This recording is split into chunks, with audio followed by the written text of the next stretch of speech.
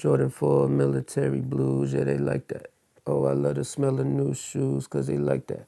Military blues, really like that, really like that. Oh, I love the smell of new shoes, cause they like that. Jordan 4 military blues, yeah, they like that. Beware, cause the fakes are on the way.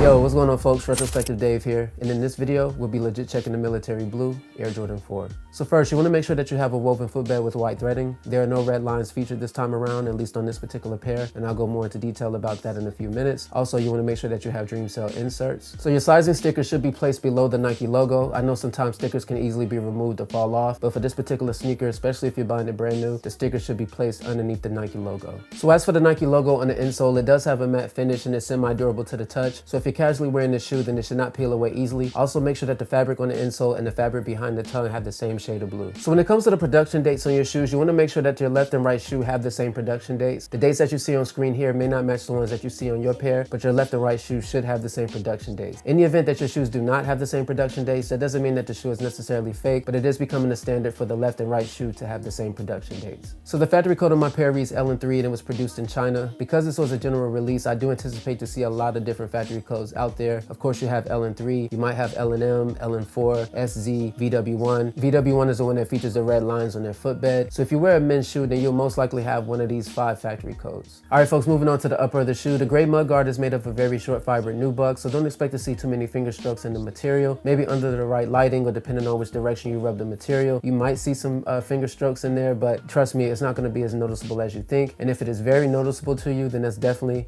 a red flag. Also take note that the rest of the upper has a grayish blue tint to it, but the wings are actually closer to white. You can definitely see this difference if you have the shoe in hand. And last but not least, moving on to the box, there are no stickers or stamps underneath the box lid. There is no YDM sticker inside of the box. There are no stickers or stamps underneath the box. 2 pieces of shoe paper are included, and the official colorway for this shoe is off-white and military blue. All right, folks, so now I'll do it for this military blue Air Jordan 4 legit check. If you got something useful out of this video, definitely hit the like, consider subscribing if you haven't already. Also hit the notification bell to be notified when I upload new content. Until then, stay fresh, blessed, and free of stress, and I will see you all in the next video. Peace.